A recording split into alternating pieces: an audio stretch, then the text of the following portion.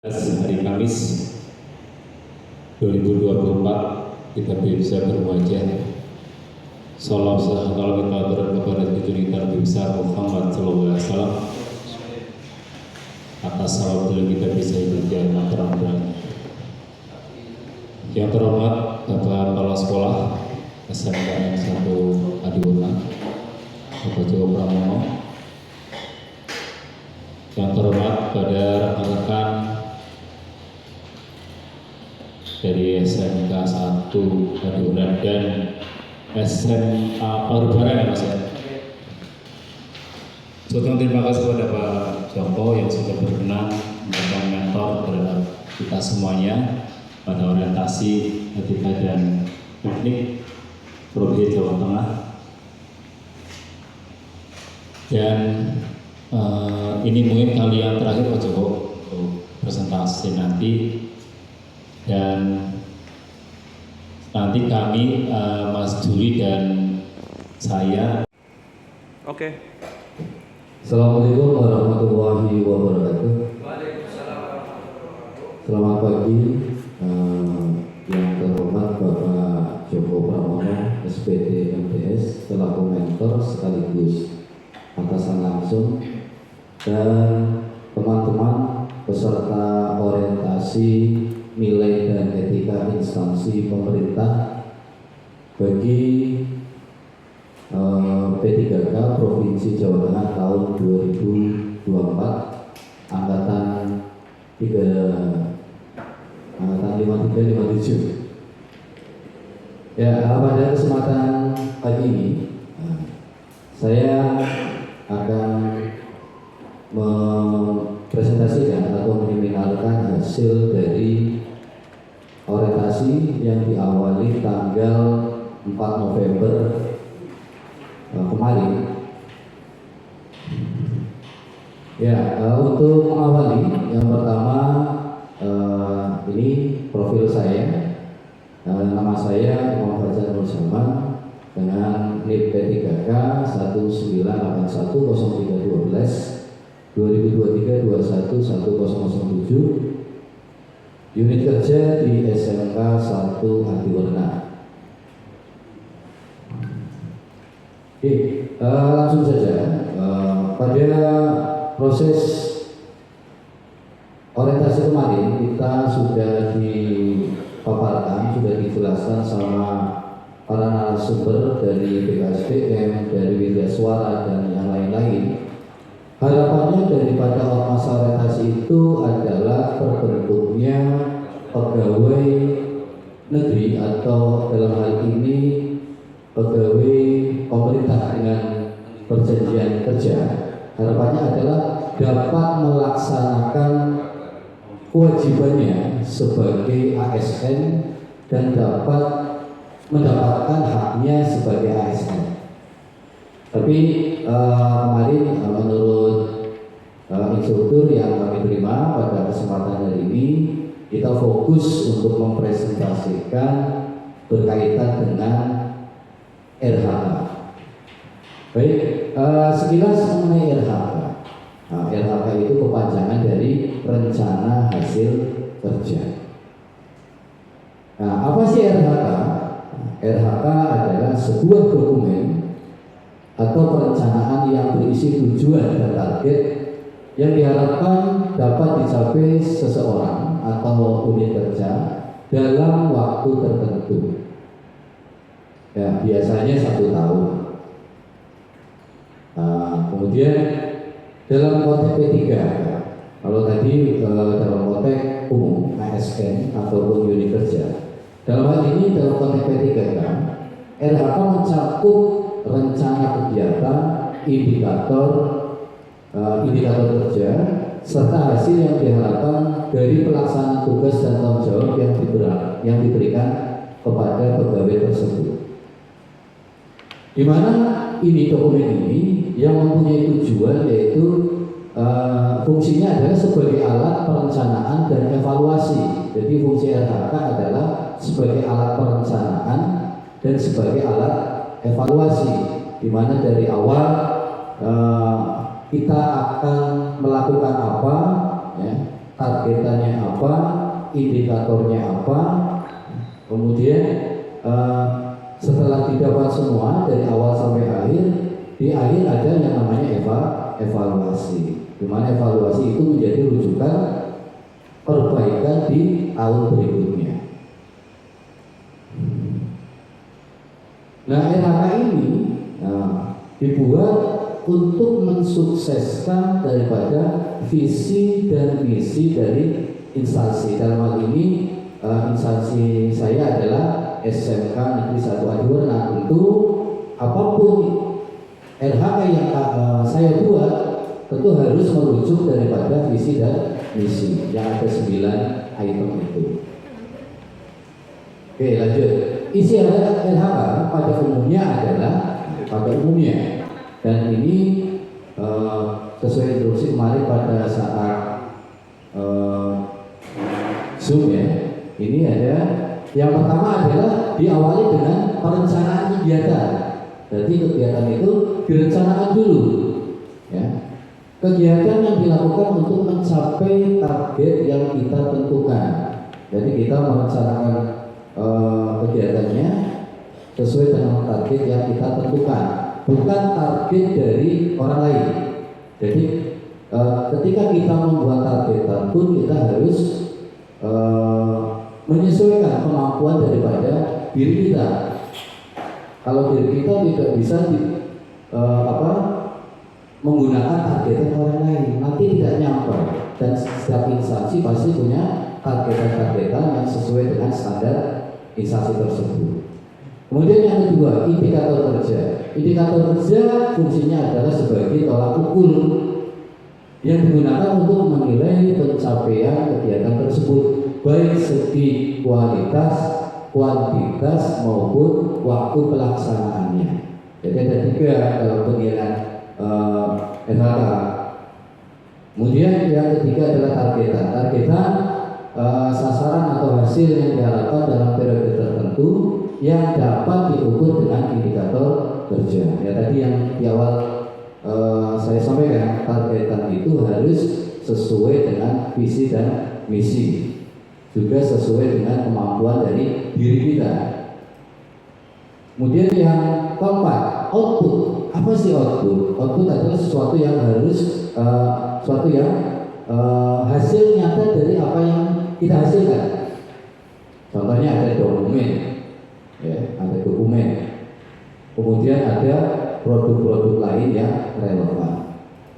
Kemudian yang terakhir adalah nilai-nilai dasar. Dalam hal ini adalah nilai-nilai dasar sebagai P3K, yaitu akuntabilitas, kompetensi, kerjasama, inovasi yang ditetapkan dalam pencapaian kinerja. Jadi RHK yang kita buat tentu harus mencakup dari nilai-nilai dasar yang hendak kita capai itu. Selanjutnya, nah ini RHK yang saya buat. Ini berdasarkan RHK yang sudah kita jalani ya. Sudah kita jalani. Nah ini ada unit kerja SMK Negeri 1 Adiwarna, kemudian jabatan saya sebagai guru bahasa Inggris, masa kontraknya dari tahun 2023 2028. Jadi 5 tahun kontrak kita. Kemudian yang unit kerja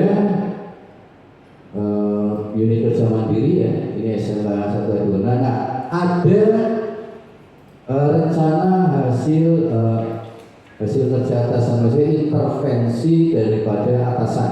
Jadi atasan itu punya beberapa poin yang perlu diintervensi pada RHK setiap bawahannya.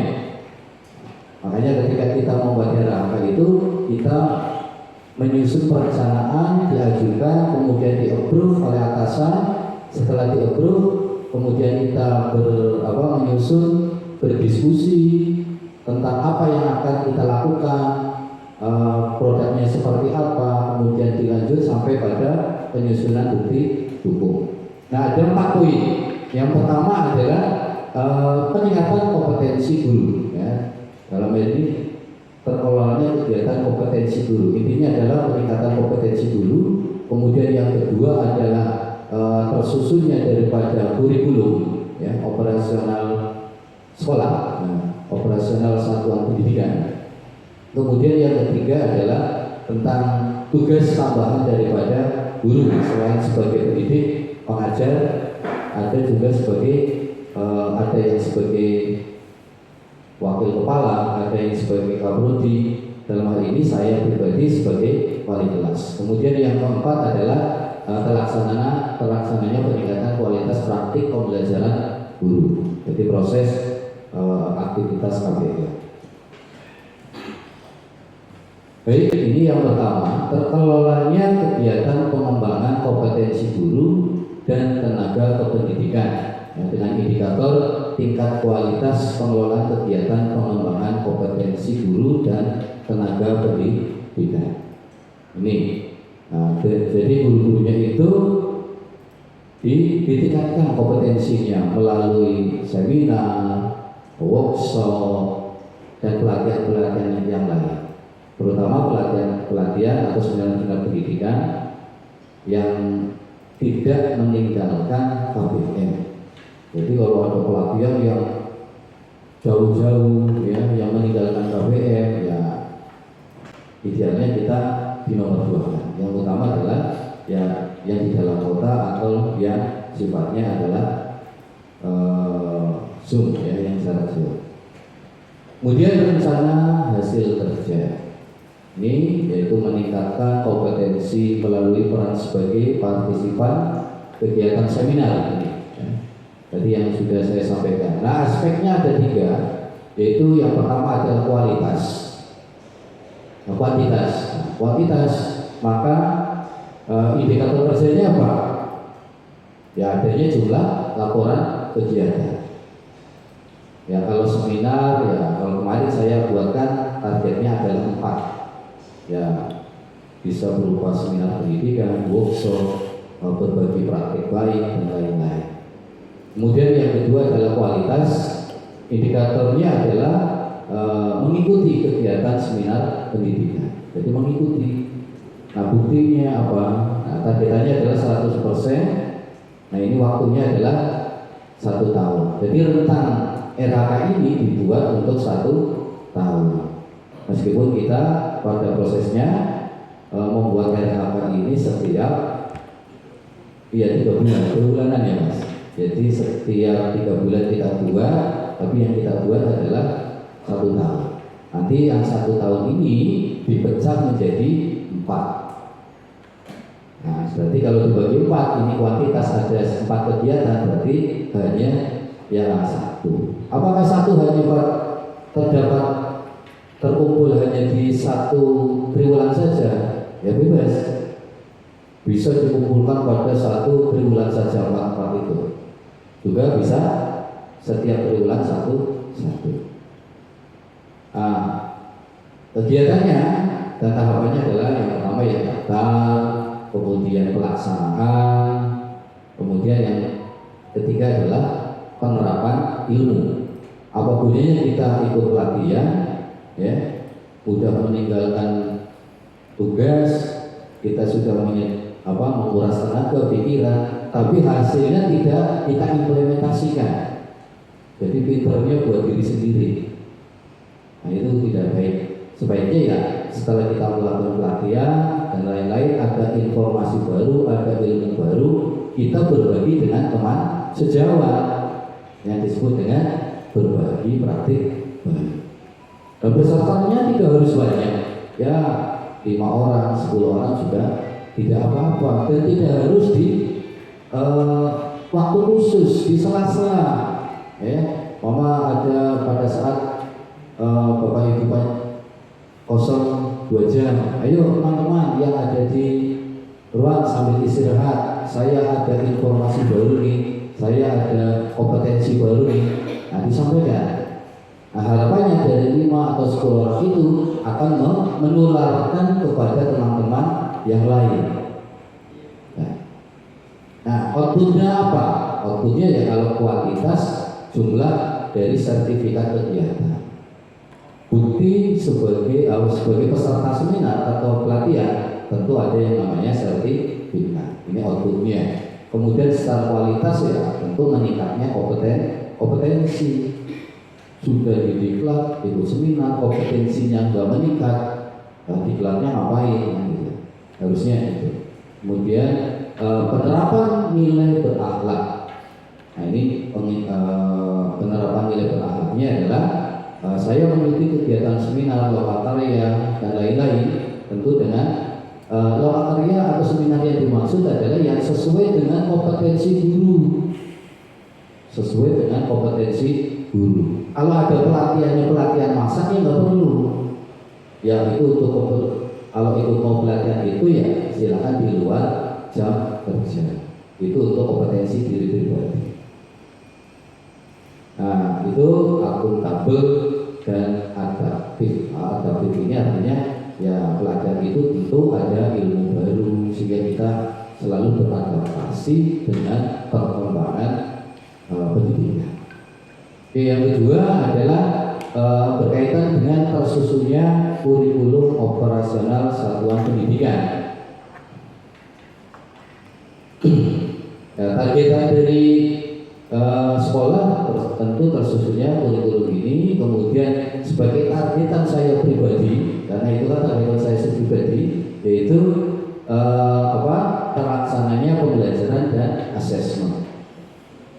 Kemudian aspeknya ada kuantitas, indikatornya tentu ada jumlah dokumen. Nah ini jumlah dokumennya adalah CP, ATP, modul ajar, KTP dan lain-lain. Kalau dulu saya menyebutnya sebagai perangkat pembelajaran, oke, lengkap komplit lah. Kemudian targetannya 4 dokumen.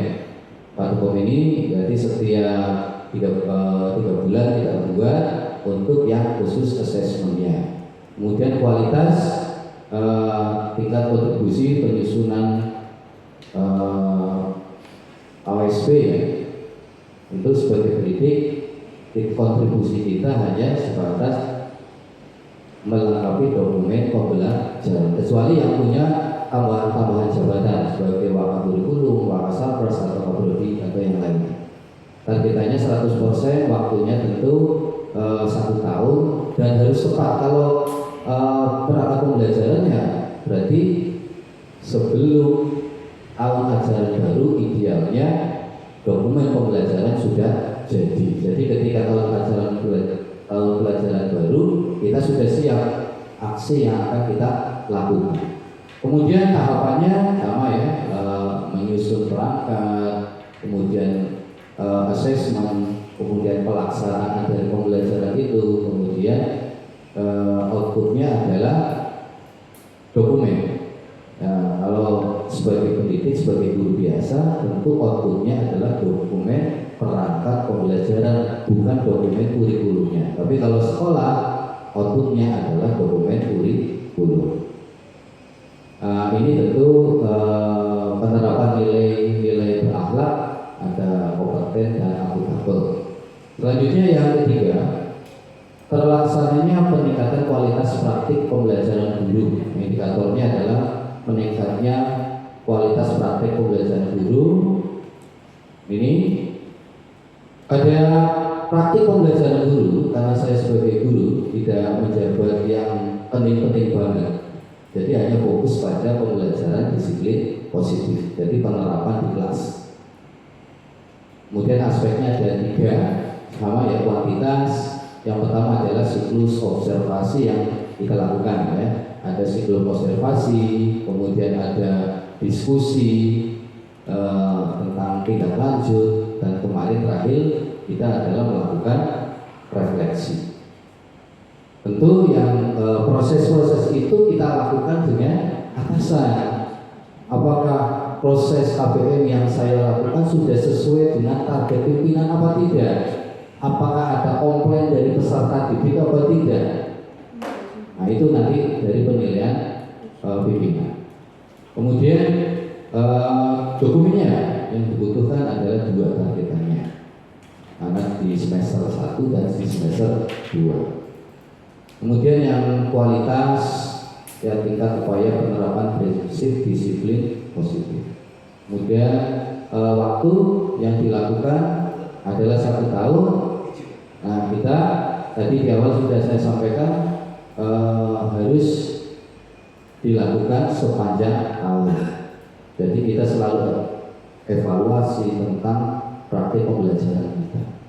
Nah, kegiatan dan tahapannya itu ada 4, yaitu menyusun rencana pembelajaran.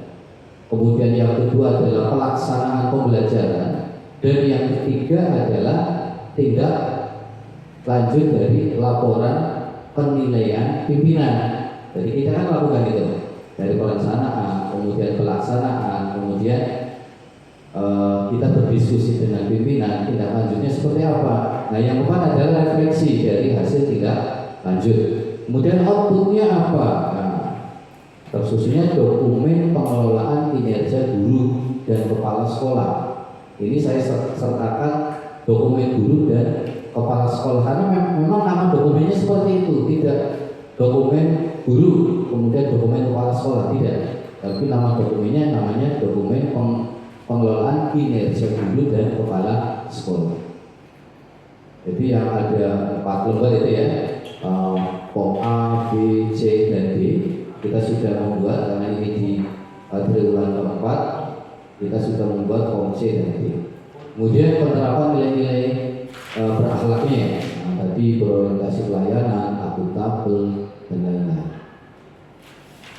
Ini yang terakhir, nah, ini terkelolanya penugasan guru. Ya.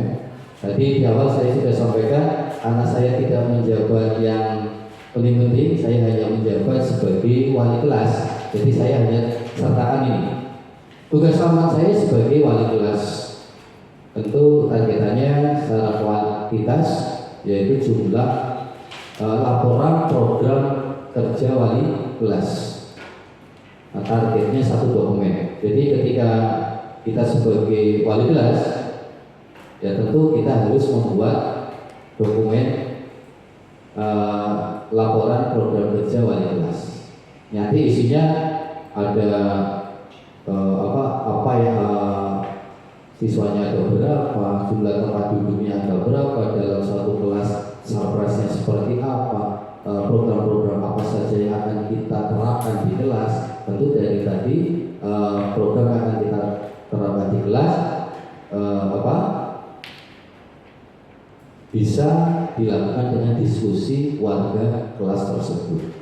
Kemudian yang kedua, secara kualitas tingkat kesulitan pelaksanaan tugas tambahan, kemudian targetnya 100%, waktunya adalah 1 tahun. Tentu dalam membuat laporan itu juga harus tepat waktu. Ini kegiatan dan tahapannya. Yang pertama adalah mengikuti rapat pembagian tugas guru. Ya, jadi rapat dulu. Kan kita nggak mungkin bikin program belum ikut rapat, belum tahu jabatan kita apa, juga tugas tambahan kita apa. Kemudian setelah kita tahu, kita langsung menyusun program kerja wali kelas. Kemudian yang ketiga, setelah disusun, kemudian melakukan pendampingan peserta didik. Jadi peserta didik yang kita dampingi, kebetulan saya sebagai wali kelas 10 TK 2, itu terus saya monitor.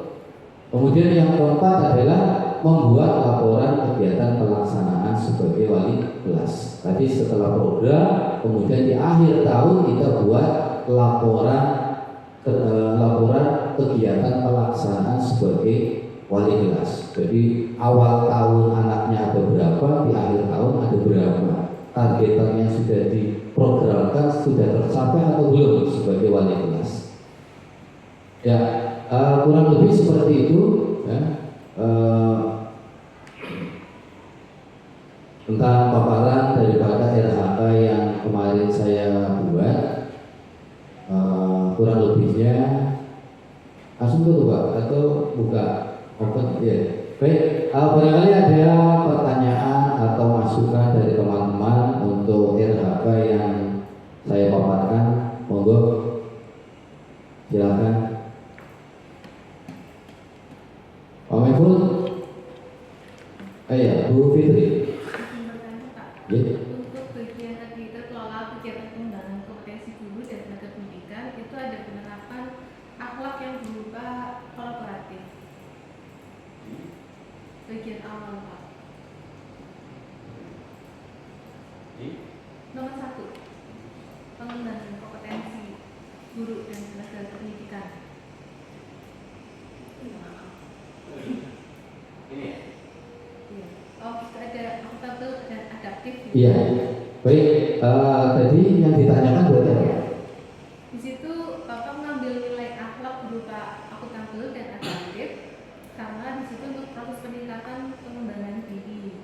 Oke. Nah, yang pertanyaan saya di situ apa tidak ada penerapan kolaboratif dengan teman sejawat, Pak? Baik, dalam terkelolanya kegiatan pengembangan kompetensi guru, saya mengambil dua ya, akuntabel adaptif. Kenapa tidak mengambil nilai kolaboratif? Iya, iya bagus, masukan bagus untuk nilai berakhlaknya kolaboratif. Ini bisa diterapkan. Kemarin saya berpikir karena saya melakukan yang kemarin 1 tahun saya lakukan. Mungkin di tahun depan saya akan menerapkan yang nilai berakhlak yang kolaboratif. Karena kebetulan kemarin saya hanya fokus pada seminar, pelatihan, dan pelatihan seperti itu. Belum melakukan kolaboratif dengan teman sejawat. Itu sudah terpikirkan. Cuma ini adalah suatu ya ini dikatakan RHK tapi sudah saya lakukan karena ini kebetulan di akhir triwulan, di triwulan 4. Ini sudah saya program, kemarin juga sudah saya diskusikan dengan beberapa teman semapel untuk melakukan kolaboratif baik dalam penyusunan modul, kemudian lembar penilaian peserta didik. Mungkin itu Ibu. Ada yang lain? Pak Mentor, jadi mau bertanya? Jadi sudah terjawab. Terima kasih. Kalau tidak ada, Pak Mentor, barangkali ada komen? Oke, satu tambahan Mas, saya tertarik dengan statement untuk guru. Dibatasi ketika meninggalkan kelas. Tadi sampaikan kalau mengikuti kegiatan-kegiatan di luar itu juga dipertimbangkan. Itu menarik ya. Jadi ada sebagian guru yang menjadi catatan saya itu kegiatannya di luar banyak sekali. Sementara saya tidak tahu untuk pelaksanaan kegiatan pembelajaran di kelasnya seperti apa. Nanti sudah dipaparkan di situ juga. Ini menjadi catatan bagus, Mas ya. Nanti untuk yang lain juga terkait dengan keberadaan guru di kelas. Ya, jadi ini sangat penting karena bagaimanapun semuanya penting. Cuma yang lebih kita kedepankan adalah hubungan antara siswa dengan gurunya. Ya, banyak kali teman-teman kita mungkin yang aktif itu terlalu aktif ya. Banyak kegiatan di luar, sementara di komunikasi ataupun di keberadaannya mereka di kelas itu sangat jarang. Nah, ini kan juga perlu menjadi perhatian. Ya, terima kasih Mas, sudah bagus penyampaiannya. Terima kasih Bu yang sudah memberi respon dan untuk yang lain juga mungkin ini sudah kita akan. Gitu ya. Terima kasih, mohon dilanjutkan. Aplaus untuk Mas Iman. Terima kasih untuk teman-teman yang sudah bekerjasama dan mentor dari paparan hari ini. Akhirul kalam, assalamualaikum warahmatullahi wabarakatuh. Warahmatullahi wabarakatuh.